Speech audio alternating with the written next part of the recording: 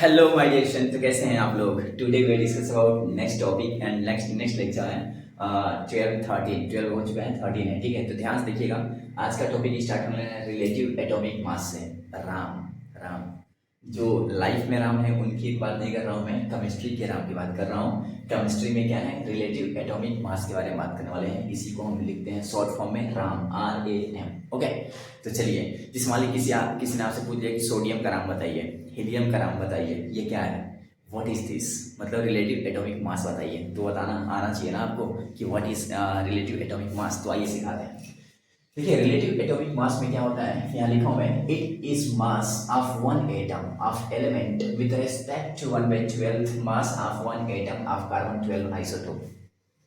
मतलब relative atomic mass जो होता है वो किसी भी एलिमेंट का होता है। जितने भी एलिमेंट है उन सब का रिलेटिव एटॉमिक मास होता है। किसके रिस्पेक्ट में, कार्बन आइसोटोप के रिस्पेक्ट में होता है 1/12 mass of one carbon atom के। ठीक है, तो क्या फार्मूला क्या होता है इसका, तो RAM equal to mass of one atom of element.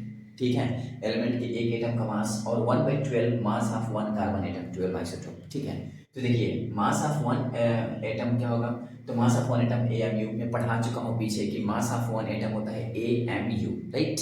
अब देखिए by 1/12 mass of one carbon atom पे कितना होगा, 12 AMU। भाई कार्बन एटम में तो सिक्स कार्बन कितना होता है, 12, तो 12 AMU।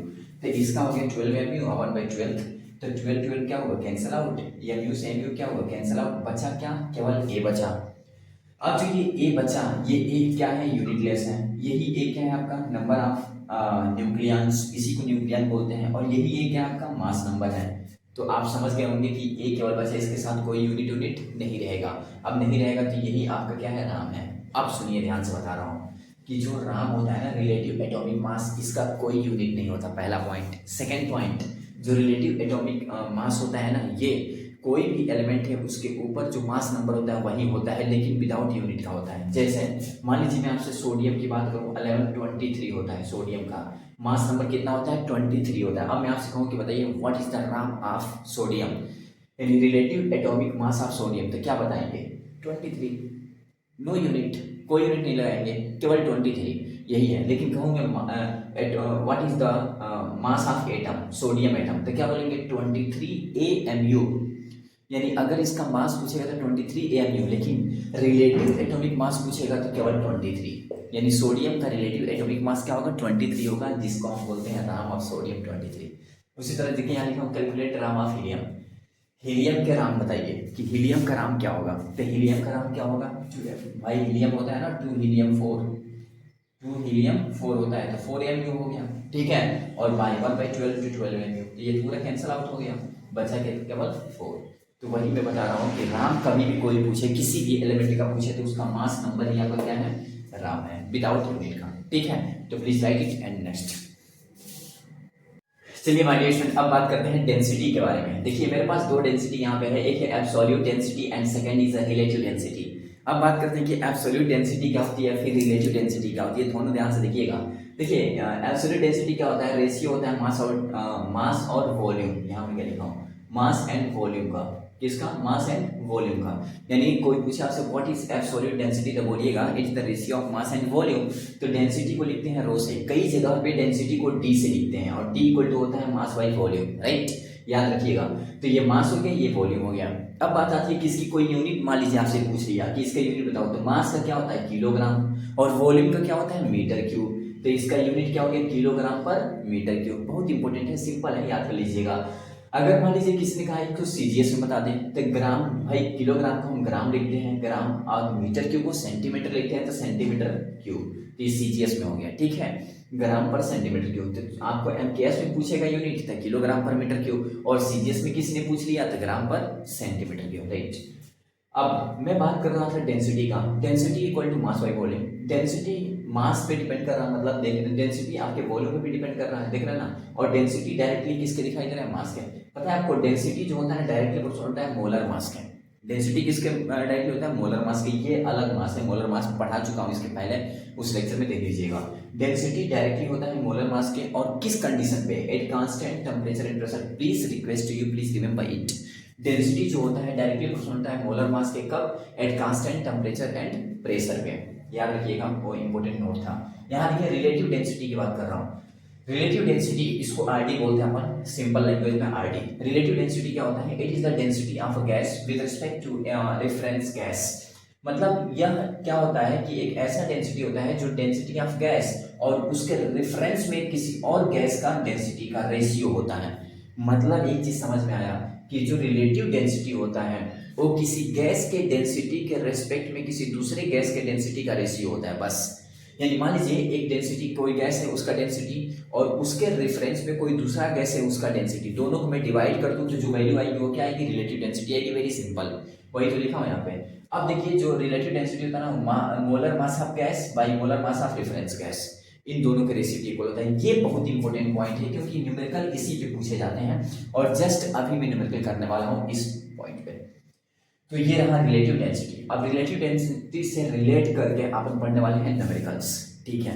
तो बहुत इंपॉर्टेंट न्यूमेरिकल है फॉर यू, तो ये आप लिख लीजिए और इसको रिमेंबर करिए। नेक्स्ट चलिए माय डियर स्टूडेंट, अब बात करते हैं रिलेटिव डेंसिटी से रिलेट करके न्यूमेरिकल्स। कैसे न्यूमेरिकल पूछे जाते हैं, चाहे कंपटीशन की बात हो चाहे कहीं की बात हो, कहाँ कैसे क्यों पूछे जाता है, ठीक है? बहुत इंपॉर्टेंट है, सिंपल है, आसान है, आप कर सकते हैं। टॉपिक वाइज अगर पढ़ेंगे आप तो पूरा कॉन्सेप्ट क्लियर होगा। देखिए क्वेश्चन है, calculate density of SO3 gas with respect to CH4 gas. मान लीजिए क्वेश्चन आ गया, कंपटीशन है कहीं भी आ गया कि आपको पूछते हैं कि SO3 गैस का डेंसिटी बताओ किसके रेस्पेक्ट में? CH4। अब यहाँ पे कुछ भी दे सकता है, H2 gas with respect to I2 gas, कुछ भी देगा भाई, यहाँ पे कोई भी गैस दे सकता है, ठीक है ना? डिपेंड करता है क्वेश्चन पे। तो कहा है कि calculate density of SO3 gas with respect to CH4 gas. कैसे निकालेंगे आप? तो आप जैसे यहाँ पर रिस्पेक्ट बोलेगा ना तो समझ जाइएगा ये रिलेटिव, रिलेट कर रहा है, रिलेटिव डेंसिटी की बात की जा रही है। और रिलेटिव डेंसिटी इक्वल टू होता है density of SO3 by density of, जिसका मुझे निकालना है वो ऊपर होगा और जिसके रेस्पेक्ट में निकालना है वो नीचे होगा, पहला पॉइंट।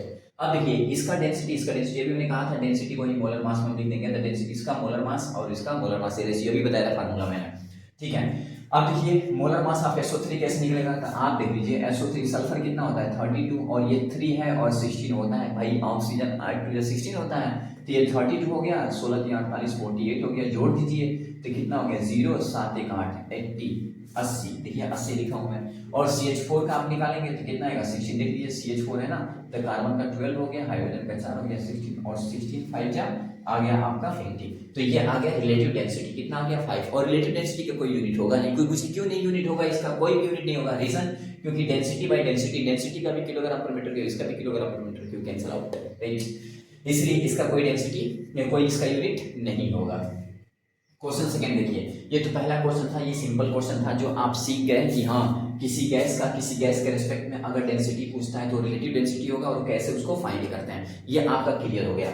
अब मान लीजिए क्वेश्चन इसी रिलेटिव डेंसिटी से रिलेट करके ऐसे पूछ ले, जैसे सेकंड क्वेश्चन, ये नीट का क्वेश्चन है, ये कई बार आ भी चुका है नीट में, तो देख लीजिए। मान लीजिए कह रहा है कि डेंसिटी ऑफ SOX इज 2, मतलब SOX का डेंसिटी कितना दिया है 2 दिया है, और with respect to O2 gas, तो x का मान बताइए। अब ऐसे क्वेश्चन आपसे पूछ लेगा तो आप सोचेंगे हाँ यार भाई अभी तो ये सीधा सीधा था लेकिन ये कैसे पूछ लिया, बहुत आसान है, आप कर सकते हैं। देखिए रिलेटिव डेंसिटी कितना दिया है 2 दिया है, वेरी सिंपल, तो mass of molar mass of gas निकाल लेंगे हम, तो relative density equal to molar mass of gas upon molar mass of O2 जिसके रेस्पेक्ट में है, ठीक है? तो relative density 2 equal to molar mass of gas by molar mass of O2। अच्छा O2 का मोलर मास कितना होता है 32 होता है, देखिए 32, और ये रिलेटिव डेंसिटी ये मास of molar mass of gas, तो मोलर मास ऑफ गैस कितना हो जाएगा 64, यानी SOX का जो मोलर मास है वो मुझे मिल गया 64। अब देखिए मोलर मास ऑफ SOX कितना मिल गया 64, तो मोलर मास SOX का कैसे निकलेगा भाई, ये सल्फर है तो 32 हो गया, और ये X है तो X इंटू 8 दूना कितना होता है 16, तो 16 इक्वल टू 64, तो ये 32 को उधर लेके जाएंगे तो 64 माइनस 32 कितना होगा 32 होगा, ये 16x, अब 16 से इसको काट देंगे तो x मान कितना आएगा 2 आएगा, यानी यहाँ पे SO2 होगा, ठीक है? क्या होगा SO2। तो ऐसे हम लोग पता करेंगे x की वैल्यू, और ऐसे हम लोग इस तरह के क्वेश्चंस को सॉल्व करते हैं, और ये सब के सब डिपेंड करता है कि आप टॉपिक वाइज कॉन्सेप्ट को कितना अच्छे से क्लियरिफिकेशन के साथ पढ़ रहे हैं। Please request you right it and practice it. चलिए अब मैं बात करने वाला हूँ, आपको बताने वाला हूँ वेपर डेंसिटी के बारे में। किसके बारे में? Vapour density. अभी तक मैंने आपको रिलेटिव डेंसिटी बता दिया, फिर आपको डेंसिटी बता दिया जैसे एब्सोल्यूट। अब बात करते हैं वेपर डेंसिटी। ये तीन डेंसिटी बहुत इंपॉर्टेंट डेंसिटी है, जिसमें सबसे ज्यादा इंपॉर्टेंट है तो वेपर डेंसिटी है।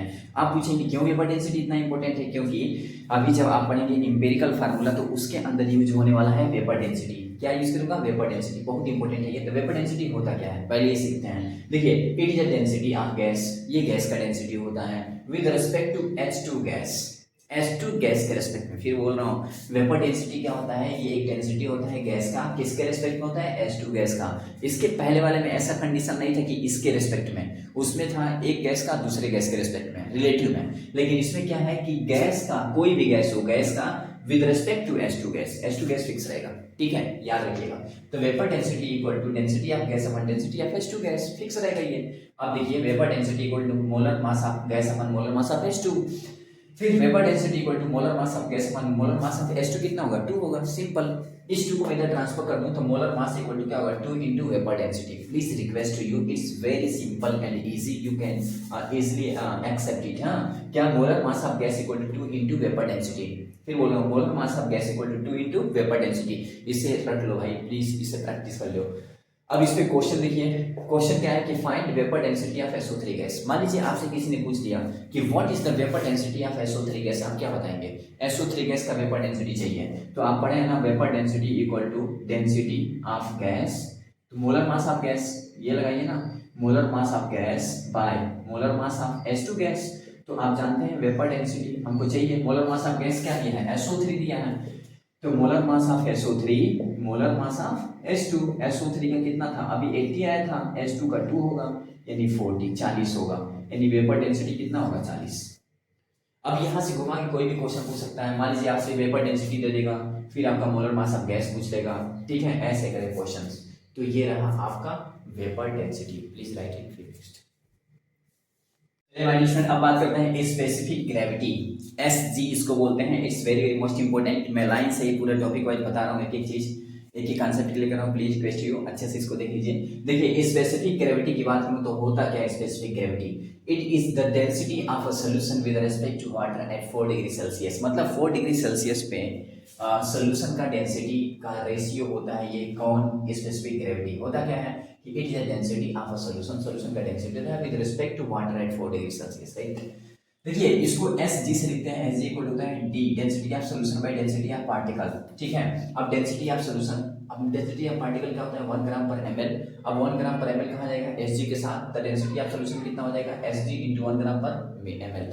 अब देखिए, डेंसिटी ऑफ सॉल्यूशन कितना हो गया? SG इंटू 1 ग्राम पर ml। अब इस पे क्वेश्चन कैसे पूछेगा, ये सबसे इंपॉर्टेंट है। ये फार्मूला आपको मालूम चल गया, लेकिन क्वेश्चन कैसे आता है? देखिए, a solution is specific gravity is 1.2 density of solution, बता दीजिए। मतलब क्वेश्चन क्या बोला है कि एक सॉल्यूशन का स्पेसिफिक ग्रेविटी दे दिया है।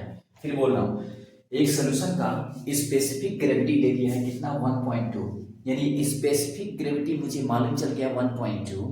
तो कह रहा है कि डेंसिटी ऑफ सॉल्यूशन बता दीजिए। और अगर डेंसिटी ऑफ सॉल्यूशन मिल गया तो आप बहुत कुछ उससे पता कर सकते हैं। तो इसलिए आपको डेंसिटी ऑफ सॉल्यूशन मालूम होना चाहिए। मान लीजिए अगर आपको स्पेसिफिक ग्रेविटी पता है, स्पेसिफिक, और आपको सॉल्यूशन का डेंसिटी चाहिए, तो कैसे निकालेंगे?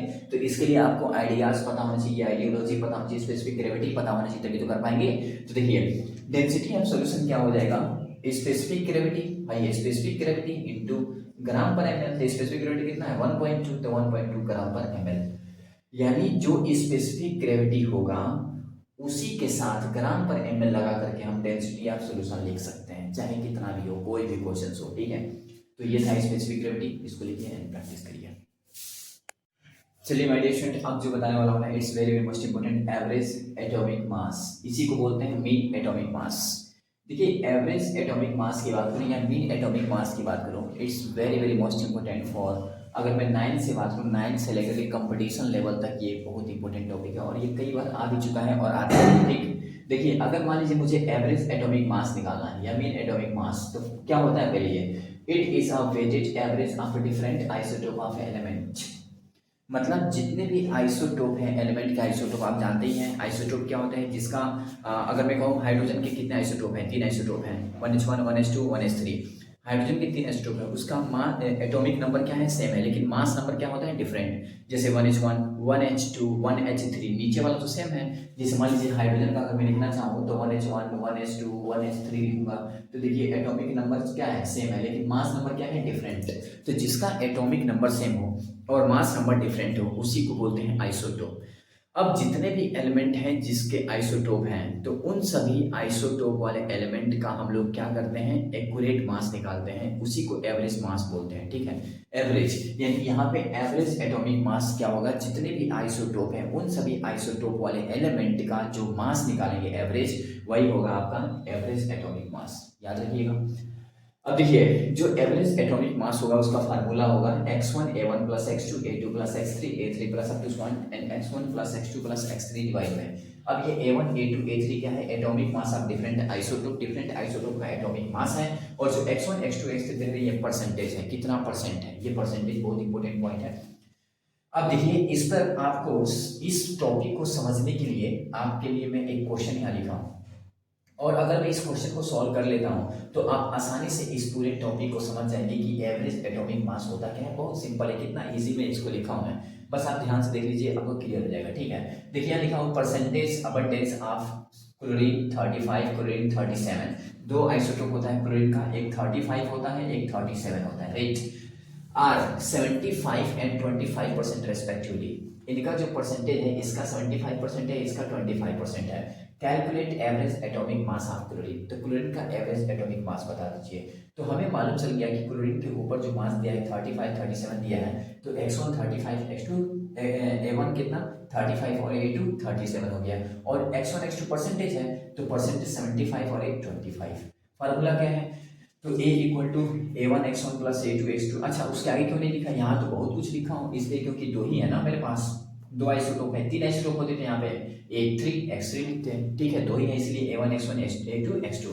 तो a1 x1 plus a2 x2 by x1 plus x2 और a इक्वल टू इतना। अब a1 का मान हमको मिल गया है 35, देखिए यहाँ 30, a1 का मान 35, x1 कितना है 75 और a2 कितना है आपका 37 और x2 कितना आपका 25, और ये x1 प्लस x2 75 प्लस 25। अब इसको जब सॉल्व करेंगे ना, ये पूरा जब सॉल्व करेंगे तो आपकी आएगी जो एवरेज वैल्यू आएगी 35.5। और हम जानते हैं ना क्लोरीन का 17 क्लोरीन 35.5 हम लिखते हैं ऑलरेडी, एवरेज वैल्यू लिखते हैं हम लोग, एवरेज एटॉमिक मास लिखते हैं, ठीक है। तो ये रहा आपका एवरेज एटॉमिक मास, और इससे रिलेट करके ये क्या था, न्यूमेरिकल था। तो आज का टॉपिक आज ही मैं समाप्त कर रहा हूँ। आप लोगों को मैं डेंसिटी पूरा बता दिया, एवरेज एटॉमिक मास बता दिया, इसके अंदर बहुत कुछ इंपॉर्टेंट टॉपिक बता दिया। अगर ये लेक्चर आप पूरा देख लेते हैं 20 या 15 मिनट्स का बना होगा, ठीक है, तो आपका पूरा ये कॉन्सेप्ट क्लियर हो जाएगा और आसानी से ऐसे क्वेश्चंस को आप डील कर सकते हैं और इसका नोट बना लीजिएगा, ठीक है। तो अगर आप मेरे चैनल पर नए हैं तो प्लीज़ लाइक एंड सब्सक्राइब कर दीजिए। मिलते हैं नेक्स्ट लेक्चर में, ओके।